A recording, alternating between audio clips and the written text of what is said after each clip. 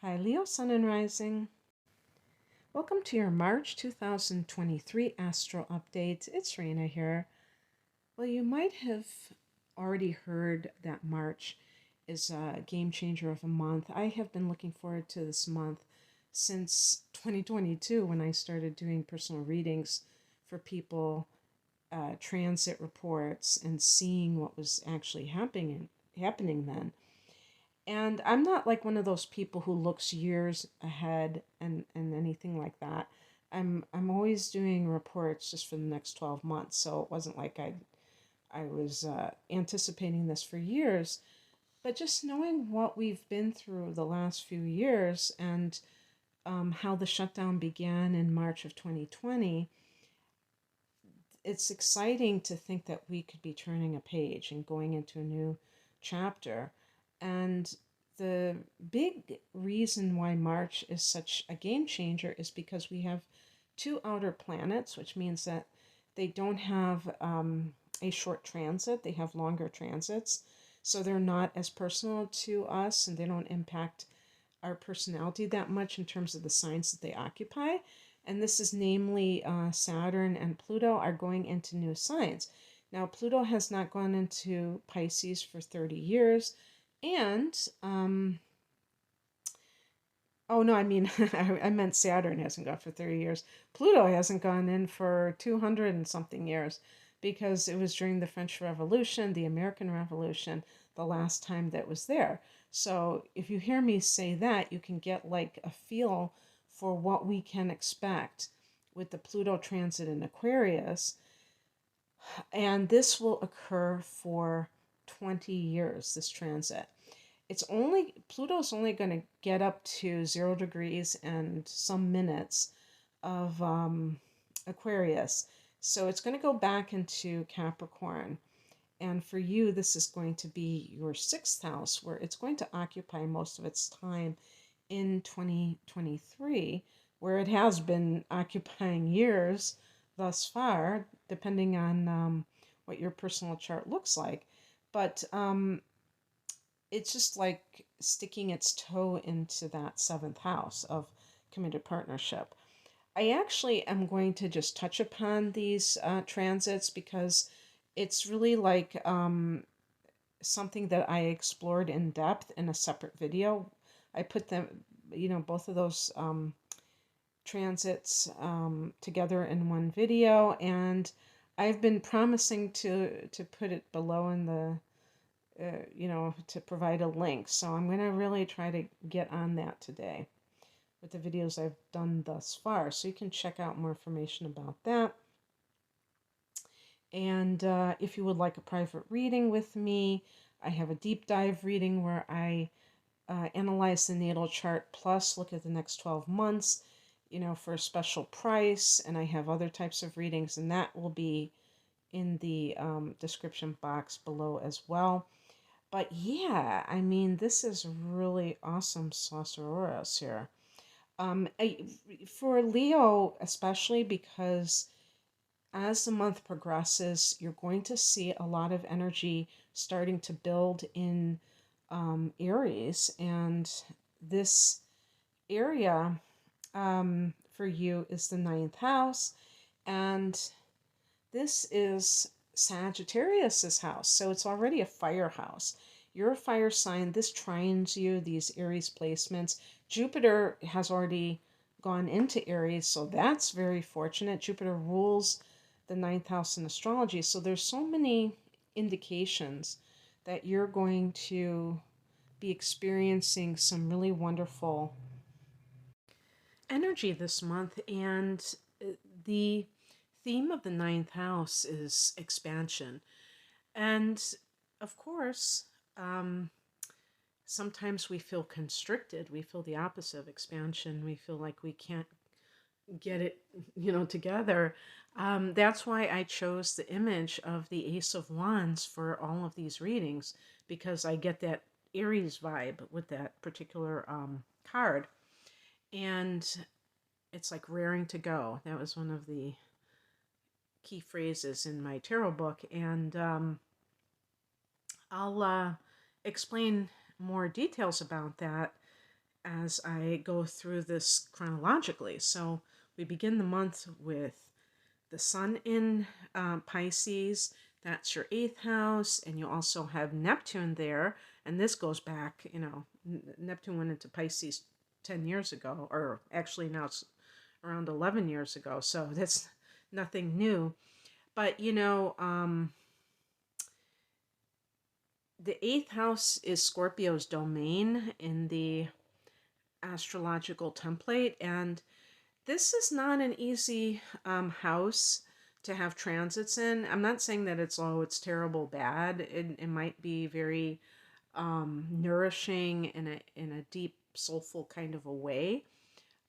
It could be financially lucrative, when it comes to other people's money, but it is um, about the shadow self and all of the stuff underneath the surface, the gunk that lies beneath the surface. So it's a water house, so it can kind of feel heavy. And that ninth house, because it's fire, is much more your cup of tea. So that's where the contrast lies. So anyway, Mercury goes into that eighth house on the 2nd. And this can give you news or communication regarding shared resources. If you have had some kind of like a will, and with Neptune hovering, well, not even hovering, but kind of hunkering down here, there might have been a really extended situation that was very nebulous, very foggy about somebody else's finances. If you had a parent who passed away, or some other, even like an ex spouse, and you didn't realize they were hiding money somewhere else, and you hired a lawyer to kind of dig for their all of their maybe foreign investments or what have you. All of these things may be kind of coming out in dribs and drabs, but this might be news about some kind of shared resources. Also, this can be, loans that you have taken out and things like that. This could be paperwork for that.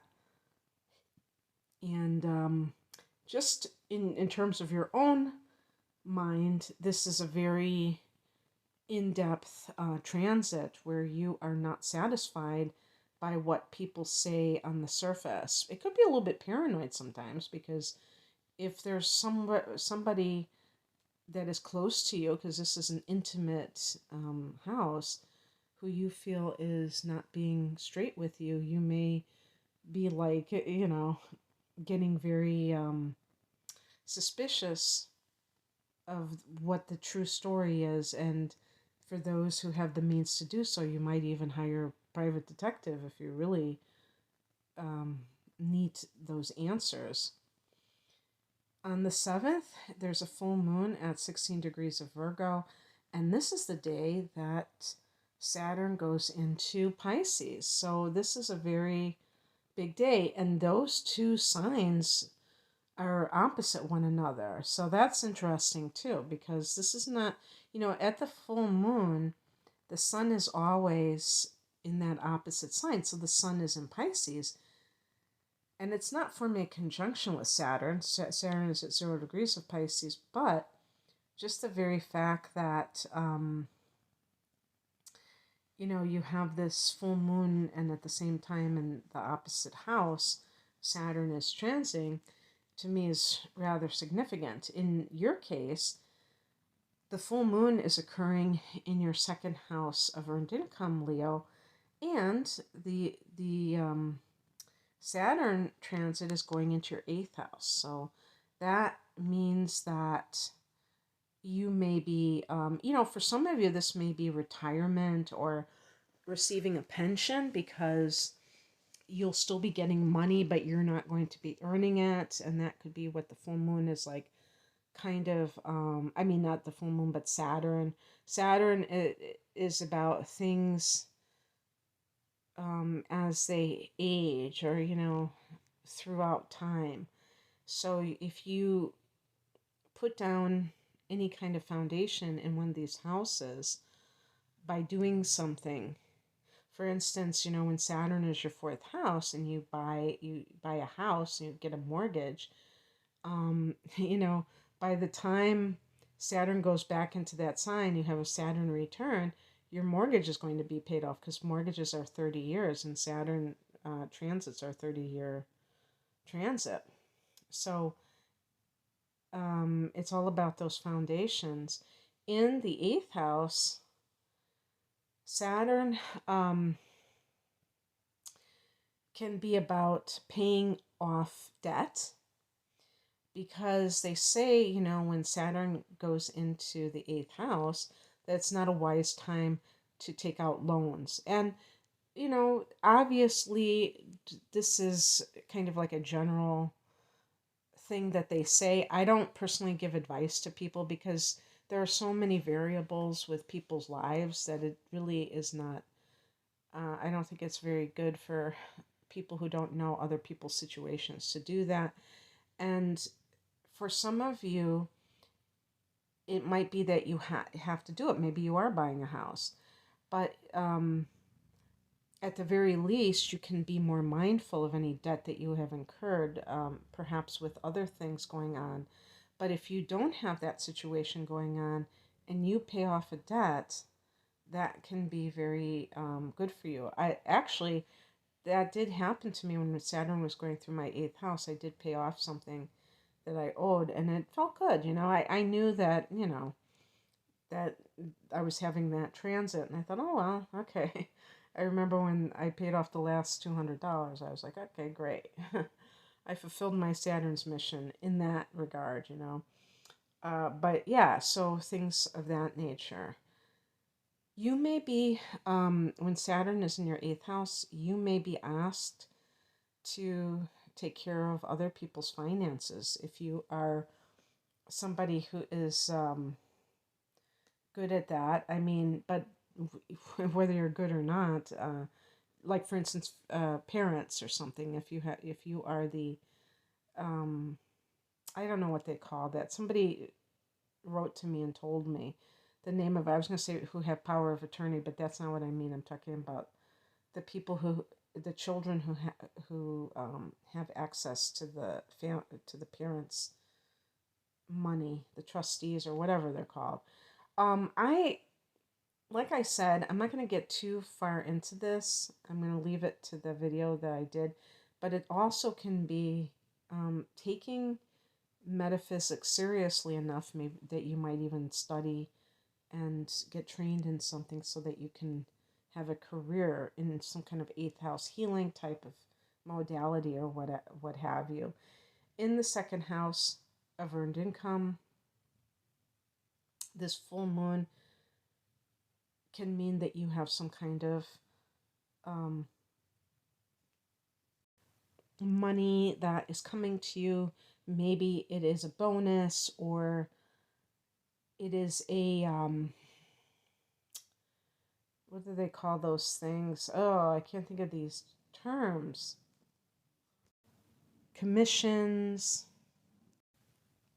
because the full moon can bring things to the culmination or the harvest period of time. So somebody's working, um, maybe they complete a project at work and then they get, as thanks for that, they get a bonus or they get a commission or they get a raise. A raise could be it too. You may be retiring. You may be getting a pension. And so that would bring in the Saturn because the pension, you have to pay into it and it's like over time. That is so Saturn-esque, is to, you know, be building something over time like a pension, and then it has its maturation. And when you're a certain age, you don't have to be 65, 67 to retire.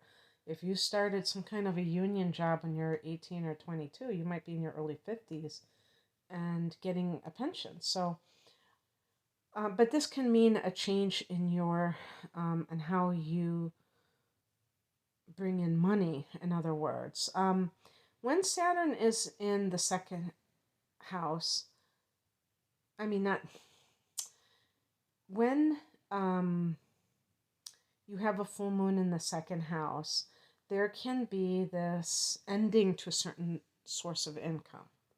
So it's very interesting. That's why I say, too, it's very interesting that you have Saturn in another house that can be associated with money. Um, Very, very interesting. And Saturn is about structure. So you may have created this structure through a pension 30 years ago, what have you, that now is kind of paying off. On the 16th, Venus goes into Taurus. That is a sign that Venus rules. So that can bode well for money. Venus rules the second house of earned income in Taurus. And so that could be really good, like lucrative for all of us in whatever way it lands for us. As a collective, it will just be a good thing. But in your particular chart, Leo, this is your career sector. So Venus in the 10th definitely could be a raise. Venus can be money. But it can also mean that you are getting in good with authority figures. You are charming them. And that's good for getting more money, charming people. Remember how they say you catch more flies with honey than vinegar? And yeah, so that can be good for getting whatever it is that you're looking for, whether it's a promotion, a raise, and usually people that are interested in promotions are really interested in the raise. This can make you more attractive to the public. So if you're one of those Leos that is a performer, then that can bode well for you in that sense. Gemini comes out of, I keep saying this, I need to really, I need to change this, but I meant Mars in Gemini.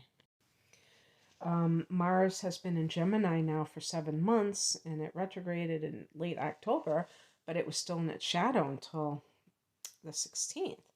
So this for Leo is the 11th house of hopes and wishes, and perhaps there was some kind of goal that you had that was waylaid for some reason.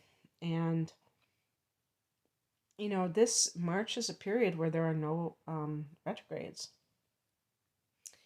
And just like in February, but because, there were planets that were still in the shadow phase, it may have still not felt 100%.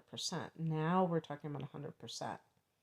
And, it's one of those deals where we're going to start, we're going to have a Mercury retrograde in the third week of April. So it's not like we're going to go through this for months and months with no retrogrades.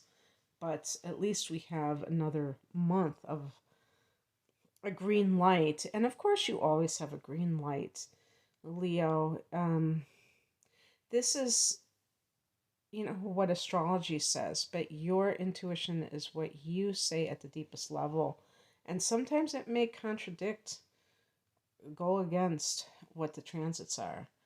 And the more that you trust yourself, the more that you will see when you want to align yourself with transits and when you are going your own way. So, with Mars coming out of its shadow in the 11th, this is such a great time to be full throttle with your dreams, because that's what the 11th house can be. Your future, your future self, where you see yourself, and not just career-wise, but just with your life in general. And so it's a very idealistic area of life, and Mars is a very passionate and, even aggressive planet that, when you look at the symbol of Mars, it's like this arrow. It's like it's got this goal in mind that it's kind of shooting for. So in the 11th house, this is also about the people that you surround yourself with socially, whether it be with friendships, the groups that you belong to. Now, you did have Mars direct when it first started, and now it's direct again. Sometimes Mars can bring conflicts with the area of life that it's in. So, aggression, lack of harmony. So, it is possible that you're not seeing things the way other people in this organization or group do, and that may mean at some point that you kind of part ways if it comes to that. But in any case, you may just be more active with groups or friendships, doing things, maybe you're joining a hiking group or something where it's really that physicality coming out. On the 19th, Mercury goes into Aries, so I believe this is the first Aries transit, besides, of course, like Jupiter being in that ninth house. You have Chiron in the ninth house too. Chiron isn't a planet, it's an asteroid, but it is one of those things that we look at sometimes. It's almost like, I don't know if they consider a dwarf planet or not. I'm probably thinking of Pluto, right?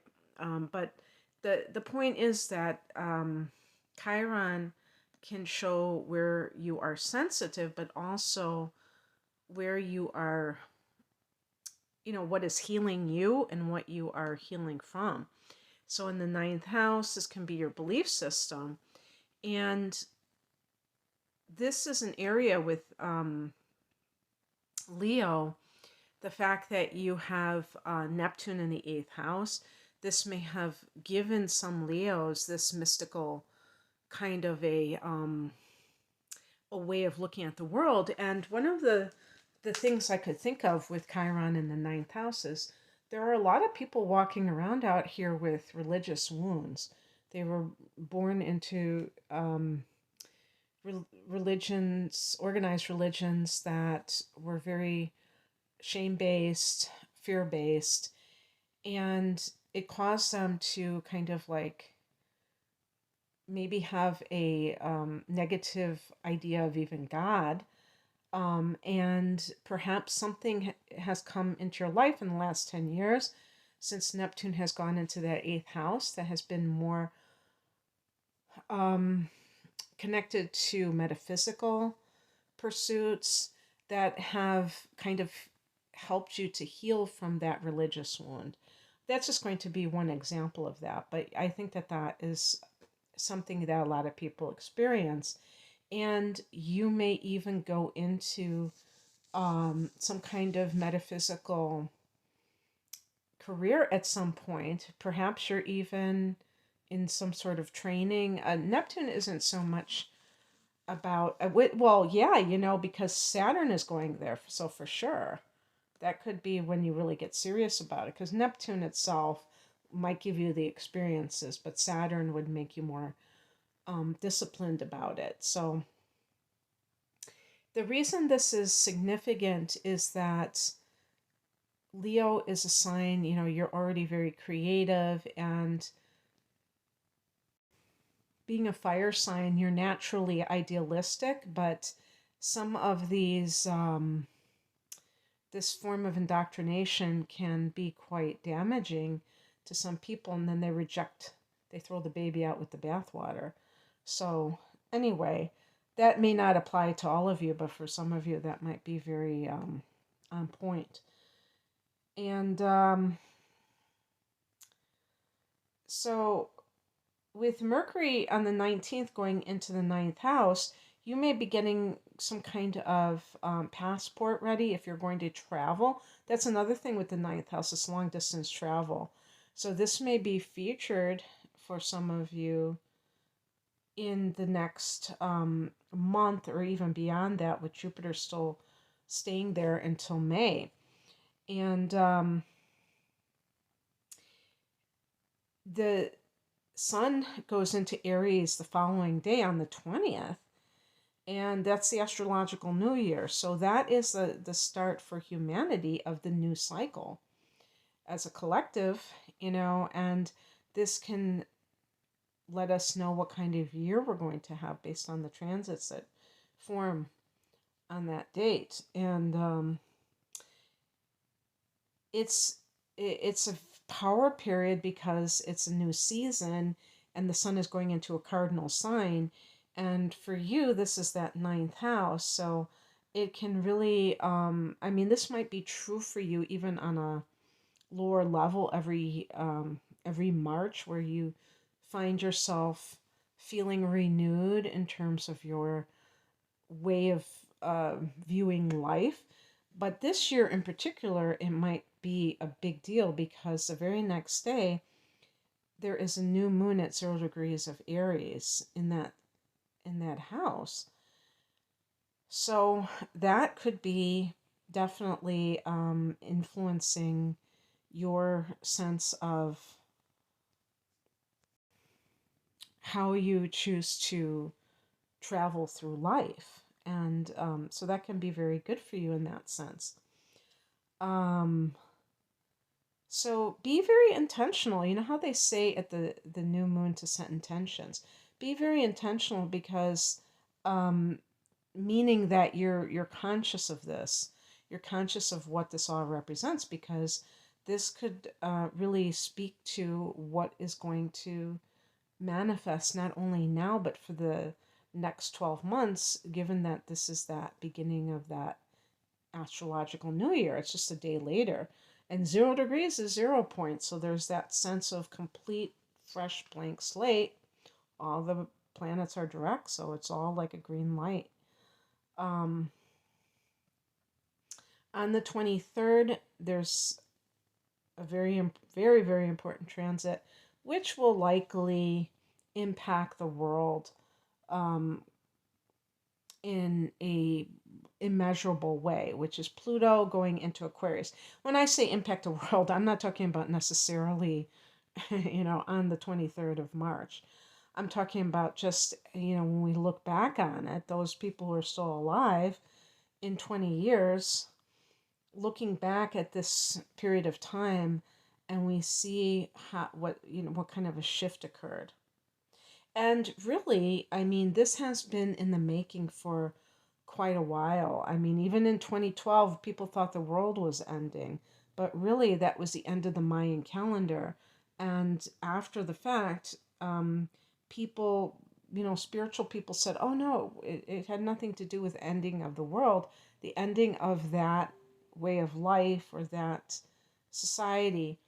I remember when people were saying all of that after the fact, almost internally rolling my eyes, because it's like, oh, now you're, moving the goalposts. But, sometimes even when you're looking at astrological transits, it's not that easy to anticipate what the potential is for what could occur. You might get the theme correct, but you don't get the exact details. And I can understand now what they mean with the Mayan calendar. Because even though here we are 11 years later, or well, a little bit over 10 years later, um, and we can say, well, things didn't really change that much back in 2012, 2013, 2014, it's only been in the last 3 years that we've seen these major changes. Sometimes these things are very, very subtle. They can just be like minor shifts. And it's also about people's awakening. So people have said, I mean, there were people who said, yeah, I had my awakening around 2012 or maybe 2013 or something like that. And so, it's really about raising the vibration of the planet, and it's not something that happens overnight. So, it's like this, it picks up speed, in other words. And they talk about the Schumann resonance and all of these, these indicators that the solar flares. I think that's connected to Schumann resonance. I don't know. But all of these things kind of intensifying, um, heightening, and so for you,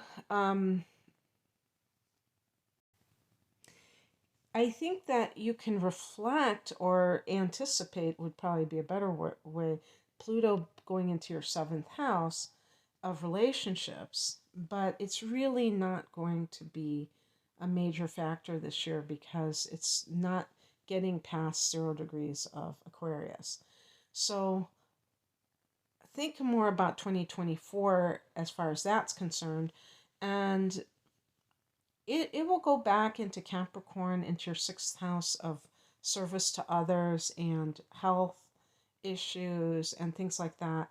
And that is, might be more wise to focus on because that will definitely be the last hurrah.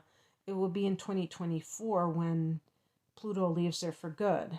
And so whatever this has meant for you, for some of you, this might have been a time when you really wanted to, where you have begun a healing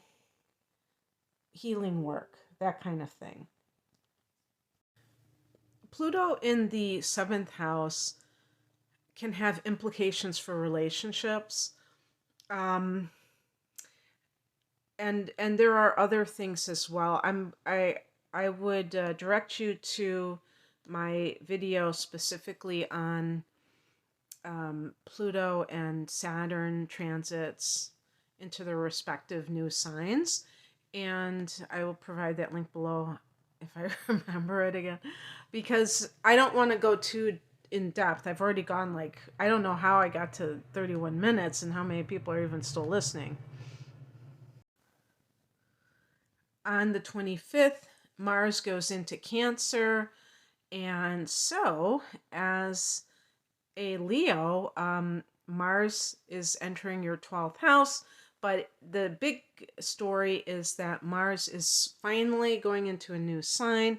While it's in your 12th house, this can be a time where you feel like it's very hard to kind of self-regulate your energy because you're so confined. This is the monk's house. This is a hermit's house. Mars is the ruler of the first house, so that is more front and center and out there. This is the house of contemplation. So if you feel restless or if you feel like you can't really do anything that you want to do, like physically, because this is like the last house, so it's kind of wrapping things up for the new cycle. When Mars goes into your sign, Leo, this will be the time when you have a lot of energy and you can be more forthcoming in the things that you're doing. Right now, you might be working behind the scenes. That would be a great use of this energy, working behind the scenes so that you can launch something later on. And this might even be Mars can be the sex drive. So if you have any kind of secret love affair, this could be it. I'm not talking about necessarily cheating, but just kind of something hot and heavy, but you don't want to really, you want it to be on the down low for whatever reason. And what else? The 12th house is our secret enemies. So, I mean, without making you paranoid, look for any kind of signs, whether it's in the workplace or with your circle of friends. If people are kind of acting weird towards you, then it is possible that something is going on where somebody, it's like the Five of Swords or the Seven of Swords in the tarot. Somebody might be doing something behind your back, and it really doesn't ultimately matter.